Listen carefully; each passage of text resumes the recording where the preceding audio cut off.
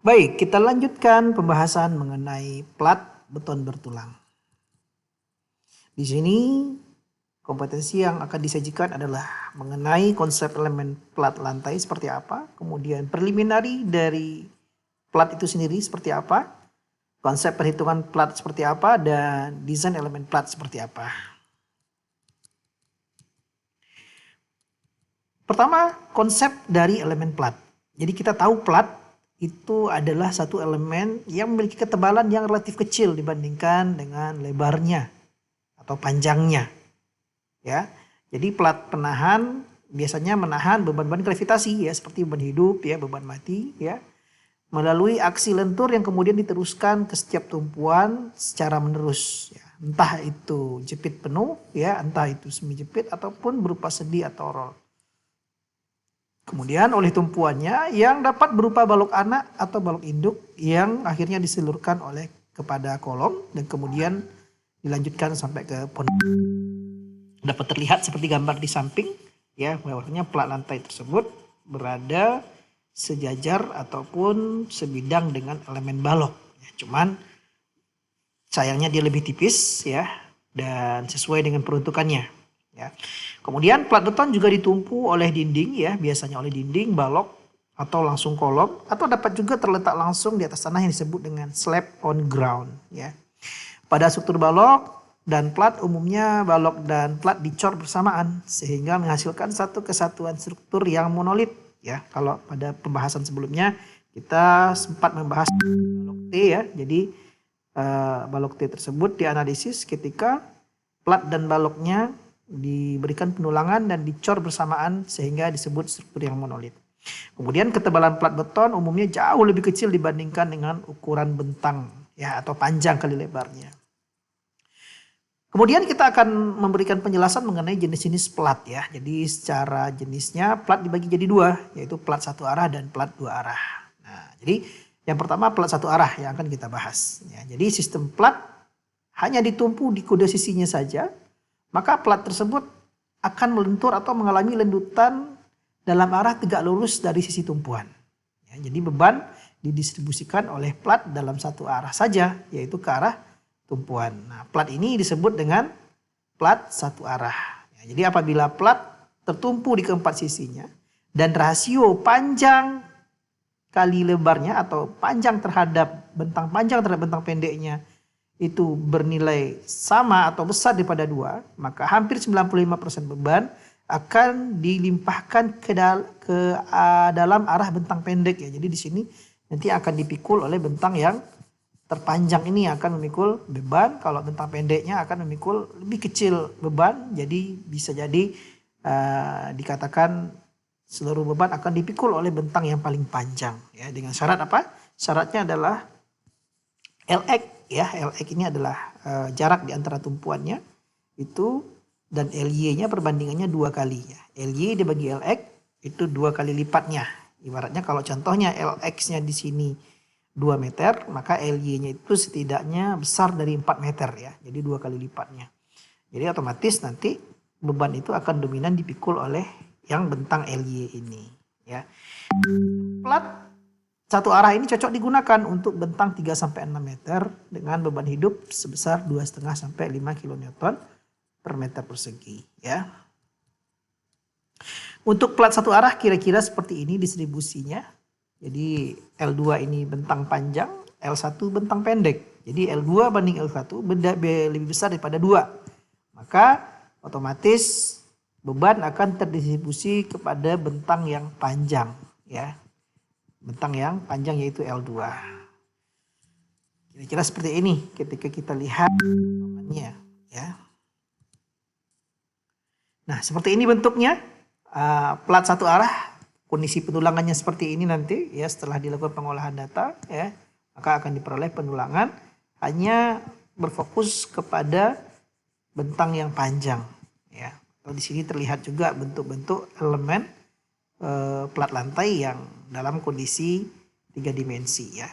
Kemudian seperti ini nanti kira-kira penulangan untuk one way slab atau plat satu arah. Nah, di sini juga terlihat ya bahwasanya pada plat lantai untuk bagian pembebanannya. Ini adalah bagian tekan berada di area tengah. Kemudian ini adalah bagian pinggirnya ya. Jadi distribusi kiri dan kanan ya. Kemudian yang bawah ini adalah area tension. Jadi memang dominan berdasarkan gambar di atas bebannya hanya terdistribusi searah dengan bentang panjang. Searah bentang pendek menuju bentang panjang. Yang kedua adalah plat dua arah ya. Plat dua arah apabila struktur plat beton ditopang di keempat sisinya dengan rasio bentang LY banding LX-nya kecil sama dari 2,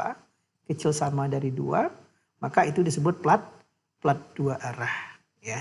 Plat dua arah. Nah, di sini terlihat kalau plat kita LY kita itu 4 meter, berarti LX itu setidaknya 2 meter. Ya, jadi nanti distribusi bebannya adalah bentang pendeknya berupa trapesium, bentang panjangnya berupa bentang pendeknya segitiga, bentang panjangnya akan memikul beban trapesium. Nah, di sini plat dua arah sendiri pun dapat dibedakan menjadi beberapa jenis ya. Seperti yang pertama sistem lantai flat plate ya, flat plate. Jadi di sini sistem lantai flat plate yang pertama, kemudian yang kedua sistem lantai flat slab ya, yang ketiga sistem plat dan balok, yang keempat sistem grid atau waffle system, yang kelima sistem plat berusuk ya. Nah, seperti ini distribusi beban kalau seandainya plat dua arah ya. Plat dua arah tadi kita ingat bentang panjang atau L2 L1 nilainya kecil sama dari 2 ya. Kecil daripada 2. Jadi nanti bentang yang pendek ini akan memikul beban segitiga ya. Kemudian untuk bentang yang panjang akan memikul beban trapesium. Begitu juga seandainya L1 dan L2 dimensinya sama, berarti nanti seluruh sisi akan memikul distribusi beban plat itu adalah berupa beban segitiga. Yang pertama kita akan mempelajari tentang sistem lantai flat plate ya, flat plate. Jadi plat beton yang langsung ditumpu oleh kolom tanpa ada balok ya. Terlihat seperti gambar di samping ya. Biasanya intensitas beban tidak terlalu besar dan bentang yang relatif kecil. Jadi tanpa diberi kepala kolom atau drop panel. Jadi langsung menumpu ke kolom. Ya, seperti gambar di atas di samping ya. Kemudian yang kedua, potensi kegagalan struktur terbesar akan timbul akibat geser pons ya, yang menghasilkan tegangan tarik diagonal. Sebagai akibat tidak adanya penebalan panel dan kepala kolom, maka dibutuhkan ketebalan plat yang lebih besar. Jadi karena tidak adanya drop panel atau penebalan di kolom, tidak adanya balok, maka mau nggak mau platnya harus lebih tebal ya untuk mencegah terjadinya tegangan tarik diagonal kegagalan struktur tadi ya. Berarti platnya perlu diperbesar dan dengan memberikan pendulangan ekstra di sekitar kolom ya. Nah, sistem lantai datar dapat digunakan untuk struktur dengan bentang 6 sampai 7,5 meter di mana beban hidupnya setidaknya bisa dipikul 2,5 sampai 4,5 kN per meter persegi. Kemudian tipe yang kedua, tipe lantai sistem yang namanya plat lantai flat slab. Kalau tadi flat plate, yang kedua adalah flat slab ya. Jadi flat slab. Nah, sama seperti flat plate, tetapi pada flat slab ini diberikan kepala kolom ya, seperti drop panel yang disebut dengan flat slab. Jadi seperti ini terlihat di gambar di samping, di kepala kolom ada semacam penebalan ya, yang biasa kita sebut dengan drop panel ya. Nah, sistem struktur plat beton dua arah yang tidak memiliki balok itu menumpu di masing-masing sisinya. Beban plat ditransfer secara langsung ke kolom. Kolom cenderung akan menimbulkan kegagalan geser pon pada plat yang dapat dicegah dengan beberapa alternatif. Ya, yang pertama memberikan drop panel di sini ya, atau penebalan ya, serta menyediakan kepala kolom atau kolom capital. Kemudian yang kedua adalah menyediakan penebalan panel namun tanpa kepala kolom. Ya, panel di sekitar kolom harus cukup tebal untuk memikul terjadinya tegangan tarik diagonal yang muncul akibat geser pons tadi. Yang ketiga adalah menggunakan kepala kolom tanpa penebalan panel, namun hal ini jarang dipakai ya. Jadi terlihat di sini ya adanya penebalan atau drop panel di setiap bagian kolom, pertemuan kolom dan plat ya. Sistem plat datar ini digunakan untuk bentang 6 sampai 9 meter dengan beban hidup 400 sampai 700 kg per meter persegi. Yang ketiga, kita pelajari mengenai sistem plat balok ya, sistem plat dan balok. Nah, ini sistem yang terdiri dari lantai menerus yang ditumpuk oleh balok-balok monolit yang umumnya ditempatkan pada jarak 3 sampai 6 meter ya. Ya, ini yang banyak dipakai seperti gambar di samping. Dilakukan penulangan berbarengan antara balok dengan plat ya, dimana ini dilakukan pengecoran secara monolit tadi ya. Nah, sistem ini banyak dipakai, dia lebih kokoh ya, dan dipakai untuk menunjang sistem plat lantai yang tidak beraturan juga bisa. Nah, seperti itu keunggulannya. Pada sistem struktur ini plat beton ditumpuk oleh balok di keempat sisinya ya, seperti di gambar ini ada balok di keempat sisinya. Kemudian beban dari plat ditransfer ke 4 balok penumpu tersebut yang selanjutnya mentransfer bebannya ke kolom.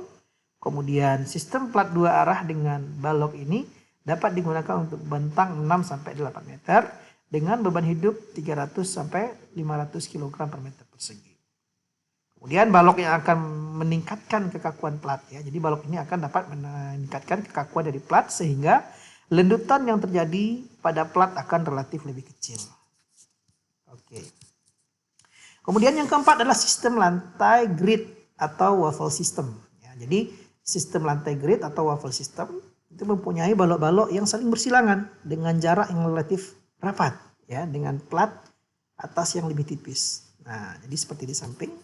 Di atas juga terlihat di sebelah kanan atas dia terlihat seperti waffle ya. Kemudian sistem ini merupakan sistem plat 2 arah dengan ketebalan plat 50 sampai 100 mili yang ditumpuk oleh rusuk-rusuk 2 arah. Jadi ada penumpunya ya, rusuk 2 arah. Kemudian jarak antar rusuk berkisar antara 50 cm sampai 500 mili sampai 750 mili. Nah, dia berusuk seperti ini. Kemudian tepi-tepi plat juga ditopang oleh balok atau juga dapat plat langsung menumpuk pada kolom dengan memberikan penebalan di sekitar kolom tersebut. Nah, pada contoh kanan atas ini terlihat ya, ada yang penebalan atau drop panel pada sistem waffle system ya. Kemudian sistem plat yang disebutkan terakhir sering disebut dengan istilah plat waffle ya. Di plat ini sering disebut dengan istilah plat waffle. Kemudian plat berusuk yang kelima ya. Jadi plat berusuk ini terdiri dari plat-plat beton dengan ketebalan 50 sampai 100 mili yang ditopang oleh sejumlah rusuk dengan jarak beraturan ya. Nah, jadi terlihat di gambar di samping ya. Rusuk mempunyai lebar minimum 100 mm ya, dan mempunyai tinggi tidak lebih dari 3,5 kali lebar minimumnya. Rusuk biasanya bersisi miring dan disusun dalam jarak tertentu tidak melebihi 350 mili. Kemudian rusuk juga ditopang oleh balok induk utama yang langsung menumpu kepada kolom ya. Jadi balok utama yang menumpu langsung ke kolom. Sistem plat rusuk cocok digunakan untuk struktur dengan bentang 6 sampai 9 meter dengan memikul beban hidup sebesar 350 sampai 550 kg per milimeter persegi. Nah, ini bentuk-bentuknya tadi ya, ini bentuk konvensional ya yang nomor A. Kemudian yang B ini adalah flat slab ya, kemudian yang C ini tipe capital di mana ada penebalan dan ada kepala kolom ya. Kemudian ada tipe drop panel ya. Kemudian ada tipe waffle ya. Di sini terlihat yang tipe capitalnya ada kepala kolomnya, kemudian drop panel ya, ada penebalan di kepala kolom. Kemudian ini tipenya waffle yang nomor E ya. Kemudian untuk plat 2 arah nanti kira-kira gambar arah distribusi gayanya seperti ini. Semuanya terdistribusi kepada balok yang berada di semua sisi. Ya, kira-kira nanti penulangannya seperti gambar di samping kiri dan kanan. Kemudian untuk pengenalan sistem perancangan plat lantai. Ya, di sini ketebalan plat beton umumnya jauh lebih kecil dibandingkan ukuran bentangnya ya. Oleh karena ketebalan plat relatif kecil dibandingkan dengan lebarnya, maka gaya dalam yang dominan adalah momen lentur. Sedangkan untuk gaya geser, itu geser lentur sering tidak kecuali tebal plat kita sudah lebih dari 20 cm ya. Terdapat berbagai macam cara untuk penentuan nilai momen tumpuan dan lapangan ya. Terdapat berbagai cara untuk penentuan nilai momen tumpuan dan lapangan. Cara perhitungannya berdasarkan SNI 2847 2019 ya, di pasal 8.10 dan 8.11 itu dengan cara metode rangka ekivalen, kemudian cara desain langsung atau direct design method, kemudian cara koefisien momen. Pada sistem struktur dengan balok induk dan kolom, karena sifatnya itu, keruntuhan plat tidak akan menyebabkan keruntuhan struktur secara keseluruhan. Demikian pula plat tidak banyak berpengaruh pada duktilitas struktur secara keseluruhan, kecuali pada sistem struktur tanpa balok. Nah, seperti pada flat slab dan flat plate tadi. Oleh karena itu, pemakaian cara konvensional masih sangat sering digunakan dan cukup konservatif. Kemudian kita masuk kepada syarat kelayakan. Kelayakan struktur bangunan meliputi kenyamanan atau comfortable ya, kemudian keamanan dan kekuatan atau strength dan atau durability. Plat merupakan bagian pertama yang menerima beban gravitasi ya, yaitu beban mati dan beban hidup. Beban ini kemudian diteruskan ke balok, kolom dan fondasi. Namun beban lateral horizontal ditahan oleh balok, kolom dan fondasi. Kerusakan plat pada umumnya disebabkan oleh beban gravitasi. Kenyamanan berkaitan dengan ketebalan plat agar kekakuan plat dapat terpenuhi. Namun disadari bahwasanya tebal plat yang relatif tipis dibandingkan dengan bentangnya menyebabkan frekuensi alami ke arah vertikal plat menurun. Sebagai akibat dari tipisnya plat dapat menimbulkan resonansi getaran plat oleh beban hidup di atasnya yang memberikan rasa tidak nyaman atau kekhawatiran. Itu sering kita rasakan adanya plat yang ketika dihentakkan kaki dia bergetar ya. Resonansi yang disertai tipisnya plat dapat menimbulkan retakan pada daerah momen positif dalam jangka panjang. Kemudian dapat juga mengurangi keawetan atau durability struktur. Kuat tidak selalu kaku ya, kalau dia tidak selalu kaku, dan sebaliknya yang kaku tidak selalu kuat. Nah, ini filosofinya ya. Yang kuat tidak selalu kaku dan yang kaku tidak selalu kuat. Oleh karena itu, plat hendaknya mempertimbangkan kekuatan struktur seperti jumlah tulangan, kekakuan atau tebal plat, dan keawetan terhadap retakan. Nah, inilah syarat kelayakan dari suatu plat. Kemudian kenyamanan tadi ya kita sudah jelaskan, itu tentang dimensi plat ya, panjang dan lebarnya. Secara teori bisa dibuat sembarang ya, namun demikian semakin besar bentang plat akan menyebabkan semakin kecil kekakuannya. Jadi kalau plat kita semakin jauh bentangnya, berarti kekakuannya akan turun atau K-nya turun. Kemudian penambahan tebal plat akan menambah massa. Nah, itu dia berbanding terbalik ya. Sehingga beban matinya akan naik, maka akan menurunkan frekuensi alaminya. Kenaikan rasio kekakuan massa atau satuannya kilonewton per meter 2 kali hanya akan meningkatkan frekuensi alaminya sebesar akar dari 2 kali. Ya, jadi F sama dengan 1/2V kali akar K per M ya. Ini berkaitan dengan teori getaran ya. Jadi nanti tidak terlalu dalam, kita mempelajari hanya untuk sekilas saja. Kemudian untuk kenyamanan, membatasi bentang plat tidak lebih dari 4 meter merupakan upaya agar tebal plat masih dalam batas wajar sesuai kebutuhan untuk memenuhi kekuatan. Itu biasanya kecil dari 140 mili tebalnya ya. Kemudian keawetan ya, plat akan awet bila oleh pengaruh beban mati tidak terdapat retak, dan bila dibebani oleh beban hidup boleh retak yang lebarnya tidak melebihi sebesar 0,15 mili untuk outdoor dan 0,4 mili untuk indoor. Plat dapat retak mengundang uap air, utamanya yang bersifat agresif, masuk ke dalam beton dan bereaksi dengan beton dan tulangan baja dalam jangka panjang sehingga mempengaruhi keawetan. Lebar retak ini merupakan fungsi dari jarak antar tulangan atau S dan tebal penutup beton atau DC serta tegangan baja tarik yang digunakan. Bila tebal penutup beton sudah ditetapkan atau DC, tegangan baja sudah dipilih Fs-nya sebesar 0,6 dari Fy, dan lebar retak yang direncanakan, maka jarak antar tulangan bisa ditetapkan.